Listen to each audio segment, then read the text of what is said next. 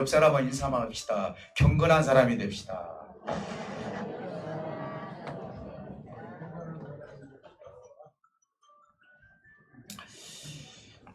할렐루야. 오늘 우리가 고넬료라는 사람을 통하여서 하나님이 왜 이 고넬료라는 사람을 기뻐하셨을까? 오늘날 저와 여러분들에게도 하나님은 다 사랑하십니다. 그러죠? 여러분, 나는 하나님이 나는 사랑하지 않는 것 같아, 그렇게 생각하시는 분이 있으신가요? 없죠? 하나님이 누구든지 다 사랑해요. 그런데 문제는 뭐냐? 내가 하나님을 사랑하면서 하나님께 화답해 줄 수 있는 그 삶이 어떤 삶이냐? 오늘 본문에 보니까 경건한 삶이더라고요. 여러분, 아버지 어머니가 자녀를 사랑하면은 자녀들이 그 사랑으로만 만족하는 것이 아니라 아버지 어머니의 사랑을 받고 무엇을 해요? 효도를 하잖아요. 똑같아요. 아버지가 나를 사랑하게 되면은 나도 아버지의 마음에 합당한 경건한 삶을 살아가는 것이 아버지가 기뻐하는 사람이다, 이 말이에요. 물론 여러분들은 절대로 버리시는 하나님 아닙니다. 그러나 우리가 하나님의 사랑을 받은 자로서 어떻게 살아가야 되느냐, 이 문제는 우리가 신앙생활 하시면서 우리가 만들어가고 또 하나님 앞에 드려지고 헌신하고 봉사하고 이런 삶을 통해서 우리의 영이 기뻐하고 하나님도 우리를 보고 기뻐할 뿐만 아니라 우리의 미래가 더더욱 하나님의 나라를 향해서 가기 때문에 여러분 더 성숙한 그리스도인들이 될 줄 믿습니다. 오늘은 이 사건이 언제 일어났느냐라는 것을 우리가 먼저 알아야만이 고넬료라는 사람하고 욥바에 갔던 베드로라는 사람이 하나님께서 왜 만나게 해주셨는가, 이 배경을 알아야 돼요. 사실은 예수님은 3년의 공생의 기간을 통하여서 십자가에서 죽으셨죠. 그리고 3일 만에 부활하셨죠.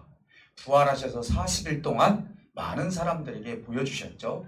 그리고 승천하셨습니다. 그러면서 우리에게 분부했죠.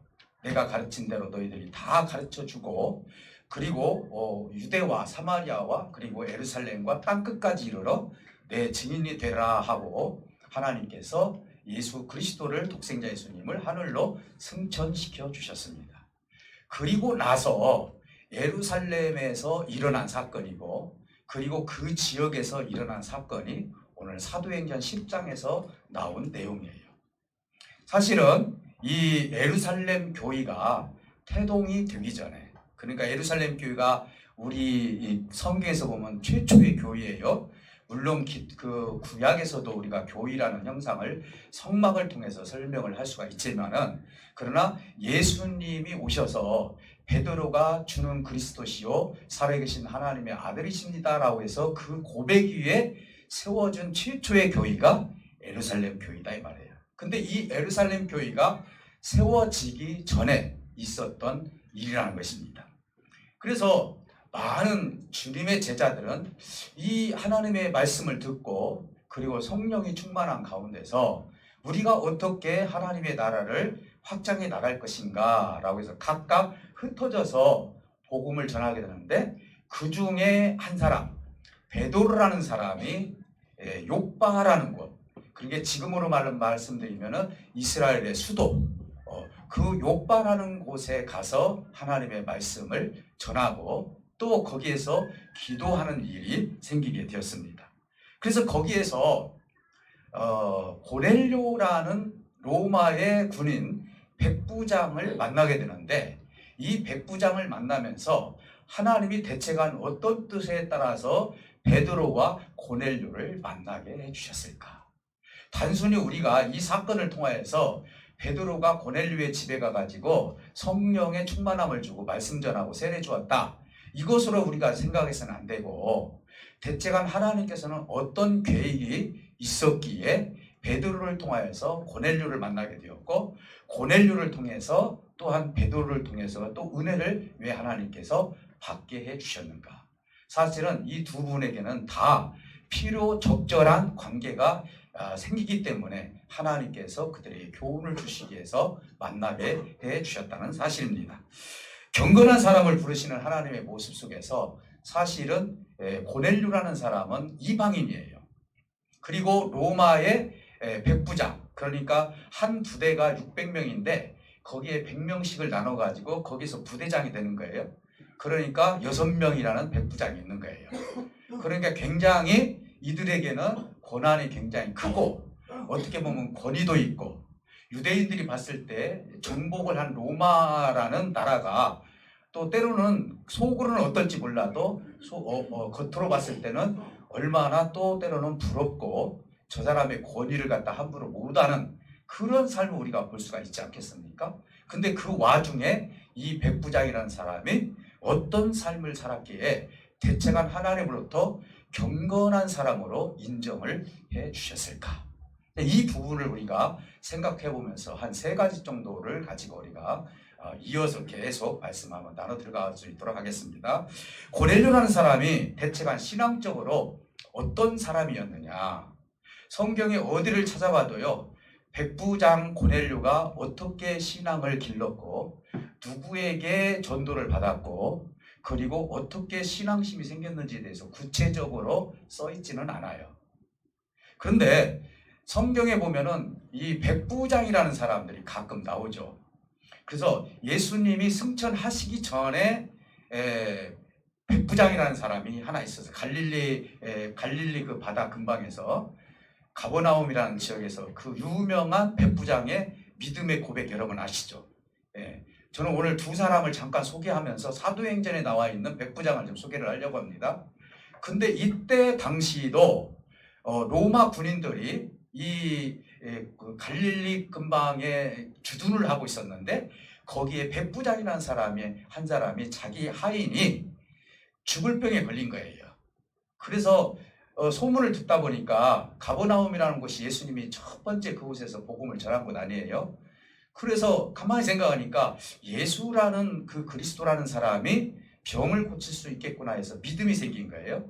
그래서 사람을 시켜서 예수님을 초청을 합니다. 그래서 예수님이 자기 집에 오신다는 걸 알고 밖으로 뛰쳐나와요. 나와가지고 주님한테 뭐라고 고백을 하죠? 예수님, 나도 백부장으로서 군대의 장관으로 이 사람을 가지고 저로 가라 하면은 가고 오라 하면 오게 되는데 내가 감히 주님을 우리 집으로 들어갑시다 라고 할 수가 없사오니 지금 이 자리에서 내 하인에게 병이 낫겠다라고 말씀만 선포하여 주시옵소서. 그러면 낫겠나이다. 예수님께서 이 백부장의 믿음을 통해서 뭐라고 칭찬을 합니까? 내가 이스라엘을 다녀봤지만은 이와 같은 믿음이 있는 자를 내가 처음 봤다 라고 하면서 백부장을 칭찬을 해줘요. 희한하게도 이방인들이 예수 그리스도를 통하여서 복음의 역사를 이루고 믿음이 더 커진 모습들을 많이 보게 돼요. 그런데 이뿐만 아니라 예수님이 승천해서 하나님 나라로 올라가시고 그리고 나서 사도행전에서 이제 제자들이 활동을 할 때 백부장이라는 사람이 또 한 사람이 있었는데 이 사람은 이름까지 나와요. 그 사람 이름이 누구냐? 고넬료라는 사람이었어요. 자, 그렇다면은 이 고넬료라는 사람이 대체가 어떤 모습을 가지고 있었길래 하나님의 눈에 띄었을까요? 그리고 하나님이 직접 고넬료에게 너의 모든 구제와 기도가 하나님 앞에 상달되었느니라 라고, 상달이라는 게 뭐죠? 받았다는 얘기 아닙니까? 우리가 기도했을 때 하나님이 그 기도를 받았다는 뜻 아니에요. 그리고 이때쯤이면은요, 고넬료라는 사람은요, 복음의 말씀은 듣기는 들었지만은 성령도 받지 않았습니다. 세례도 받지 않았어요. 단지 자기가 생각할 때 참 이분은 옳은 분이다, 이 말씀은 옳은 것 같다라고 하면서 그 스스로가 믿음을 지켜나가고 있었어요. 여러분 한번 생각해 보시기 바랍니다. 4가지로 이 사람이 하나님 앞에 경건한 모습을 보이게 되는데, 첫 번째 경건한 모습은 뭐냐? 하나님을 지속적으로 경외를 했다는 거예요. 이 하나님을 지속적으로 경외했다는 것은 마치 하나님의 사랑이 무엇 때문에 사랑이 무너지는 것이 아니에요. 하나님이 우리를 사랑합니다. 근데 내가 세상으로 나갔어요. 네가 세상에 나갔으니까 이제부터는 너 사랑하지 않겠다, 이런 사랑이 아니라 이 말이에요. 우리 하나님의 사랑이 이런 사랑이 아니라, 그럴지라도 둘째 아들이 나갔더라도 둘째 아들이 올 때까지 기다리시는 누구예요? 하나님 아버지란 말이에요. 이런 사랑을 가지고 있었단 말이에요. 고넬료라는 사람은 바로 하나님의 그 뜨거운 사랑이 변하지 않고 끝까지 하나님을 경외하면서 사랑을 하나님 앞에 드려지고 이웃에게 드려지는 모습을 가지고 있었어요. 참으로 경건한 사람이었어요. 이 모습을 하나님이 보았다 이 말이에요. 뿐만 아니라 자기뿐만 아니라 두 번째는 뭐예요? 자기의 가족들. 어떻게 보면 여기에 어린아이까지도 세례를 받았는데 아마 이 가족이 몇 명인지는 정확히 알지는 모르겠지만은 온 식구들이 세례를 받았다. 온 식구들이 성령을 받았다고 한 거 보니까 아마 조금 대가족인 것 같아요. 그래서 고넬료를 통해서 그 가족이 하나님의 모범적인 모습을 고넬료가 보여줬다는 것이죠. 하나님을 사랑하고 그리고 이웃을 사랑하고 가족을 사랑하는 그 모습을. 또 세 번째는 뭐냐? 그는 이달리아 사람이에요. 이방인이잖아요. 그럼에도 불구하고 유대인들의 가난한 모습을 보고 그는 유대인들을 돕기 시작을 했고 그래서 그의 구제는 지속적으로 이어졌어요. 사실 백부장의 월급이 얼마인지는 모르겠어요. 어떻게 구제를 했는지는 모르겠지만은요. 그 백부장이 항상 구제하면서 그들을 사랑하고 그 불쌍한 마음하고 긍휼한 마음을 가지고 그걸 도무지 견디지 못해서 그들을 아껴주고 그들에게 공급해주고 먹을 것을 주고 입힐 것을 주고 아마 그러한 삶을 지속적으로 했던 것 같아요. 그리고 네 번째 경건한 모습이 어떤 것이었습니까? 항상 하나님께 기도했다는 것입니다. 그런데 항상 하나님께 기도를 했는데 이 기도를 통해서 우리 하나님께서 고넬료에게 음성을 들려준 사건이 오늘 이 10장 후반절에 보면 그게 나오게 돼요. 우리가 1절에서 4절까지 읽었는데 오늘은 10장 전체를 제가 이제 말씀을 드리는 거예요. 그러면 뭐라고 하나님께서 음성을 들려주시죠? 하늘의 문이 열리면서 고넬료야, 내가 너의 모든 것을 상달하였다. 너의 기도가 상달되었다. 너의 구제가 상달되었다. 너의 모든 행위와 삶이 하나님 앞에 상달되었다. 그러니 네가 이제 욥바에 가게 되면은 욥바하고 가이사랴하고 한 53km 정도 떨어졌어요. 욥바에 가게 되면은 거기에 베드로라는 사람이 있을 것이다. 그러니 거기에서 베드로를 초청해서 너희 집으로 초청해 오도록 해라. 이렇게 얘기하신 거예요. 여러분, 베드로의 얼굴을 보지도 못했고요. 지금이야 뭐 요즘 뭐 사진으로 충분히 다 보지만은요. 하나님이 그 음성을 들려준 사건이에요. 이제 그 고넬료라는 사람은 참 신기한 체험을 한 거예요. 세상에 내가 이렇게 했는데 이런 어떤 역사가 어떻게 있을 수 있느냐. 내가 어떻게 이런 음성을 들릴 수 있느냐. 아, 하나님께서 지금 나에게 주신 말씀인갑이구나 해서 나중에는 한 사람을 보내서 결국은 욥바에 있는 베드로가 이제 가이사랴로 오게 되지 않습니까? 이 사건을 통해서 하나님께서 어떤 것을 교훈해 주시려고 대책한 두 사람을 만나게 해 주셨을까? 그래서 이게 또 하나는 뭐냐? 그러면은 경건한 고넬료를 부르시는 하나님이 주시는 대책한 교훈이 뭐냐 이 말이에요. 이어서 우리는 누구를 만났을 때요 항상 교훈을 얻어야 돼요.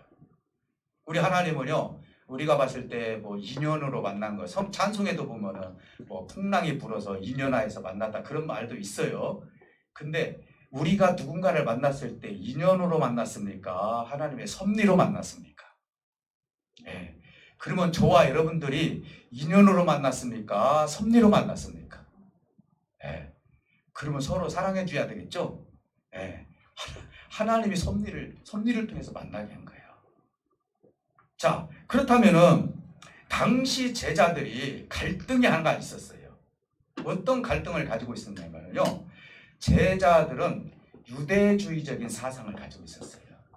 그러다 보니까 무슨 생각을 했냐면 성령을 오순절 다락방 사건에서 성령을 120명이 받았는데도 불구하고 여전히 그들 마음속에는 하나님이 주신 복음은 우리 민족에게만 전해야 된다. 이 민족주의에 빠져 있었던 거예요. 주님이 사도행전 1장에서 뭐라고 말씀하시죠? 예루살렘과 유대와 사마리아와 땅 끝까지 이르러 내 증인이 되라 했잖아요. 근데 주님의 제자들은 여전히 유대적인 그런 사상을 가지고 있고 민족주의적인 그런 사상을 가지고 있었기 때문에 그들 마음속에는 유대인들에게만 복음을 전해야 되겠다는 생각을 가지고 있었어요. 자, 그런데 베드로가 유대인을 만났습니까? 이방인을 만났습니까? 이방인 백부장을 만난 거예요. 그럼 벌써 이게 답이 나온 거예요. 하나님께서 무슨 교훈을 지금 주려고 베드로를 통해서 백부장인 고넬료를 만나겠을까? 그것도 우리 민족도 아니에요. 그럼에도 불구하고 그의 경건한 모습을 통해서 대체가 고넬료와 베드로를 왜 만나겠을까? 그것은요, 지금 사도 베드로가 가지고 있는 민족주의적인 소극적인 그 모든 모습들을 다 깨뜨려 버리려고 우리 하나님께서 다혈질적인 베드로를 통해서 하나님이 세상 땅끝까지 이르러서 내 복음의 말씀이 전해야 된다는 사실을 하나님께서 교훈해 주신 거예요. 왜 이 증거가 나오느냐?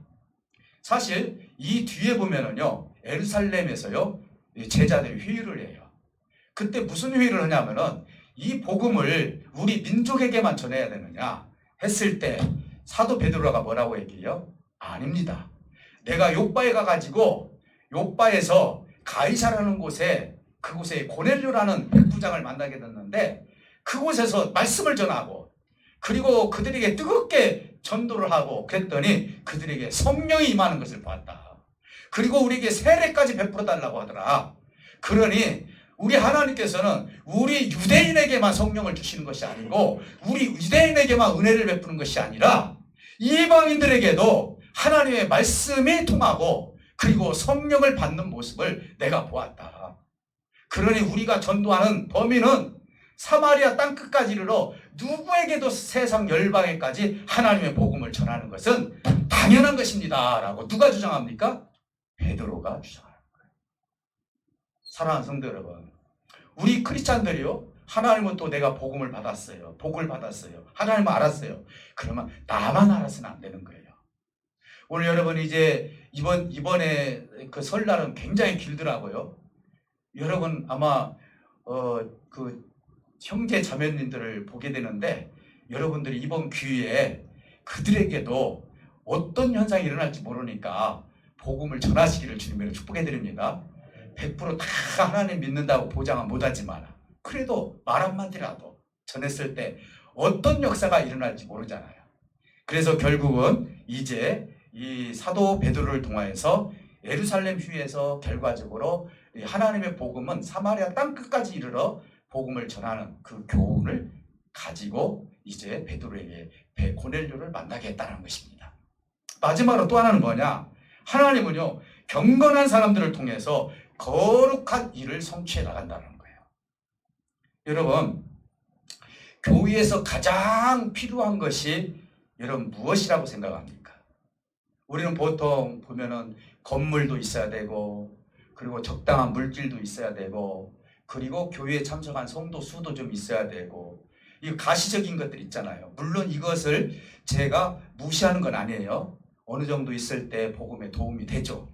그런데요, 혹시라도 이것이 부족하더라도 혹시라도 이런 것들이 부족할지라도 장소가 부족하고 물질이 부족하고 사람의 수가 부족하고 그럴지라도 우리에게 꼭 필요한 것이 한 가지 있다면은 오늘 말씀을 통해서 우리에게 주신 것이 무엇이라고 생각합니까? 경건입니다.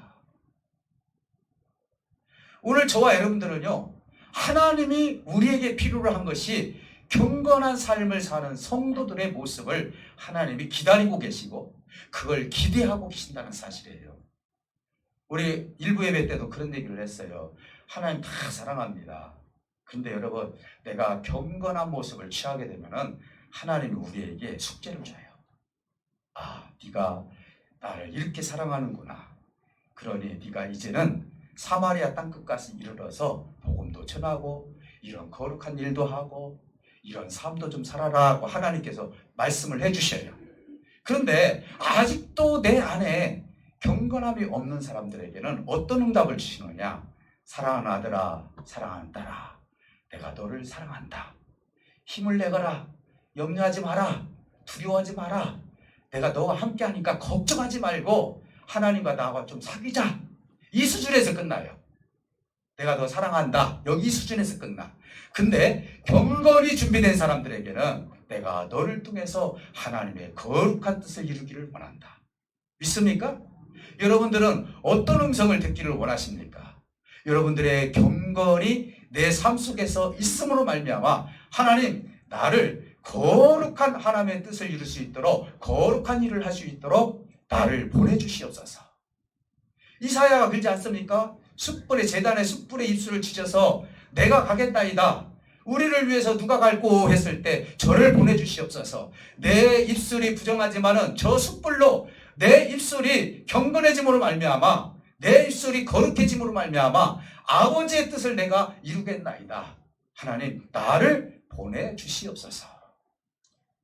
오늘 이후에 고넬료의 삶이 어떤 삶이었는지는 모르겠지만요, 그는 아마 하나님의 경건의 모습을 통해서 아버지의 가장 아름다운 거룩한 일들을 많이 해 나갔을 것입니다.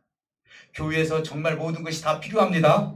그러나 우리 성도들에게 하나님이 우리에게 요구하는 필요는 뭐냐? 하나님을 향한 경건한 마음을 우리가 습득하고 경건함을 우리가 준비하는 것이다 라는 것을 우리가 생각해 볼 필요가 있다는 것입니다. 사랑하는 성도 여러분, 이제 하나님께서 고넬료를 통해서 말씀하십니다. 아까 서두에 말씀드린 것처럼 이제 이 장면을 한번 여러분들에게 설명을 해드리겠습니다. 고넬료가 기도 중에 상달되었다 했습니다. 환상 중에 베드로를 초청을 하라겠습니다. 그런데요, 하나님께서 경건한 고넬료를 찾았던 것처럼 고넬료가 베드로에게 하나님의 사람이에요. 베드로에게 보낼 사람도 그냥 허무하게 사는 인생을 보낸 것이 아니라 자기 주변에 있는 경건한 사람 한 사람을 선택해서 베드로에게 보냈다는 사실이에요. 믿습니까? 하나님이 경건한 고넬료를 찾았던 것처럼 경건한 고넬료가 경건한 사람을 통하여서 베드로에게 보냈다는 거예요. 하나님은요, 하나님의 거룩한 일을 할 때는요, 경건한 사람을 통해서 하나님의 역사를 이루신다는 사실을 믿으시기를 주님으로 축복해 드립니다. 하나님을 사랑하고 이웃을 사랑하고 구제할 줄 알고 전도할 줄 알고 영혼에 대해서 부족한 사람 보면 긍휼함을 베풀 줄 알고 이걸 가지고 애타게 기도할 줄 아는 이런 사람이 경건한 사람 아닙니까? 이런 사람을 통해서 하나님의 뜻을 이루기를 원하시는 것이 하나님의 생각이다 이 말이에요. 고넬료는 벌써 성경 집에 가셔서 쭉 보세요. 경건한 한 사람을 선택해서 베드로에게 보냈다고 얘기를 해요.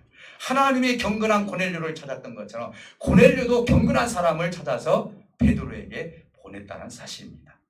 이제 베드로의 기도입니다. 베드로는 욥바에서 기도를 합니다.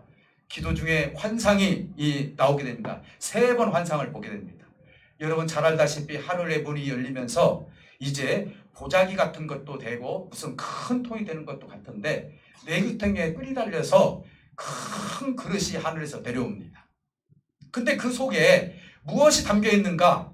베드로가 딱 보니까 4발 달린 짐승, 날아다니는 어떤 벌레, 그리고 여러 가지 그 부정한 것들, 이런 것들이 채워져 있었어요. 근데 하늘에서 음성이 들립니다. 하나님께서 뭐라고 말씀합니까? 베드로야, 그걸 네가 먹어라. 얘기를 한 거예요.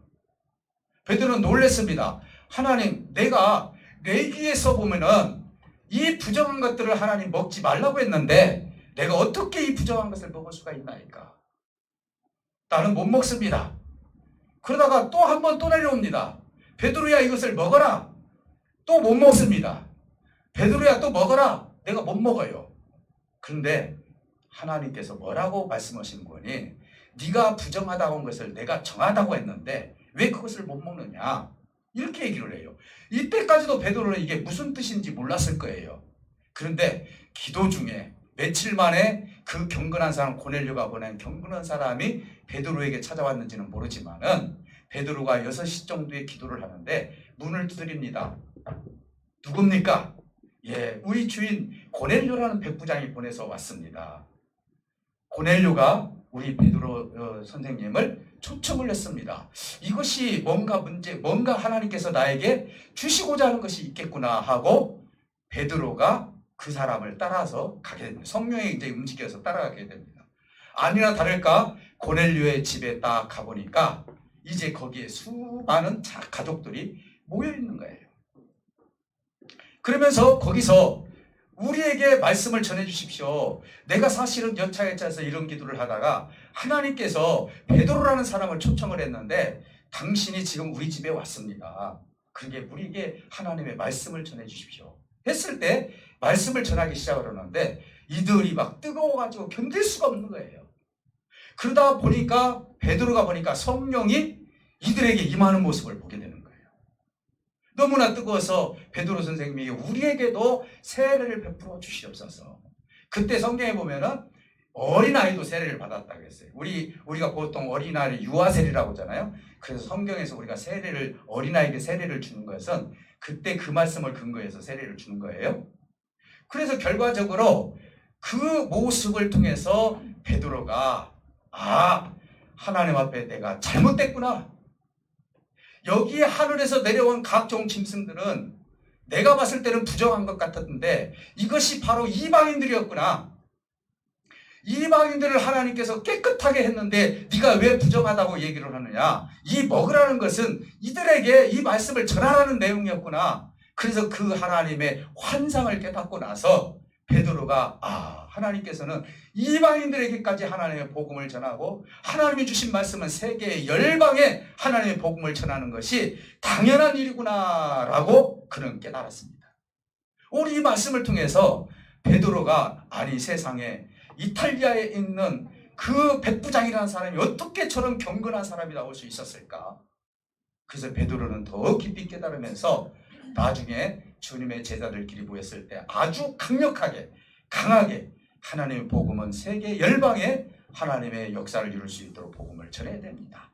그리고 나서 그 다음에 열방, 그러니까 이방인들에게 복음을 전했던 사람이 누구예요? 이방인을 위해서 택한 하나님의 종 사도 바울을 통해서 이제는 유럽과 그리고 아시아와 그리고 로마와 심지어는 아프리카까지 가고 싶었던 그 사도 바울 선생님의 열정을 우리가 보게 되면서 하나님의 복음의 역사가 이루어졌던 거예요. 사랑하는 성도 여러분, 하나님은 누구를 찾으십니까? 경건한 사람을 찾습니다. 여러분, 하나님의 사랑만 받지 마시고, 그러죠? 내가 하나님의 사랑을 받았다면 지금부터 고넬료처럼 이웃을 사랑하고 하나님을 사랑하고 그리고 내가 누군가를 위해서 기도해주고 구제해주고 그리고 공급해주고 그리고 내가 기도하는 삶을 통해서 하나님이 나를 향해서 사랑하는 딸아, 사랑하는 아들아, 내가 너를 거룩한 일로 쓰기를 원한다 라는 그런 음성을 들으시기를 주님으로 축복해 드립니다. 우리 어린이주일학교 우리 학생들 진짜 움직이지도 않고 잘 듣고 있어요 지금. 그죠? 여러분들도 나중에 훌륭한 하나님의 일꾼들이 되시기를 주님의 이름으로 축복해 드려요. 아셨죠? 네, 너무나 예배를 잘 드려서 제가 이번 다음 주 주일날은 통닭하고 피자를 제가 공급해 드려야겠어요. 우리 친구들. 네, 우리 친구들 박수 한번 쳐주십시오. 정말 우리 어린이주일학교 자랑스러워요. 우리 중고등부도 자랑스러워요. 네, 오늘 이제 수료식을 통해서 또 하나님께서 훌륭한 일꾼들로 세워줄 줄 믿어요. 그래서 제가 수료증을 쓰면서 각자 그 졸업을 하는 학생들에게 기도문을 썼어요. 그 옆에다가. 그래서 앞으로 여러분 10년 뒤에 20년 뒤에 목사님이 어떤 기도를 했는지, 그래서 여러분 이걸 어디다 놓고 나중에 여러분 이사갈 때 시집갈 때 찾을 수도 있어요. 장가갈 때 목사님이 나 어렸을 때 이거 주셨는데 한번 읽어봐야지. 한번 꼭 읽어보세요. 하나님께서 반드시 그 응답, 기도의 응답을 허락해 줄 줄 믿습니다. 감사합니다. 우리 이 말씀을 통하여서 우리가 다시 한번 기도를 할 때 우리 하나님께서 함께 해 줄 줄 믿습니다. 우리 다 같이 기도할 때 우리 하나님께서 여러분들에게 경건의 삶을 허락해 줄 줄 믿습니다. 그리고 아픈 부위에 손을 얹고 기도하시고 하늘의 충만한 은혜가 우리 모두에게 임하기를 원합니다. 하나님 감사해요. 오늘도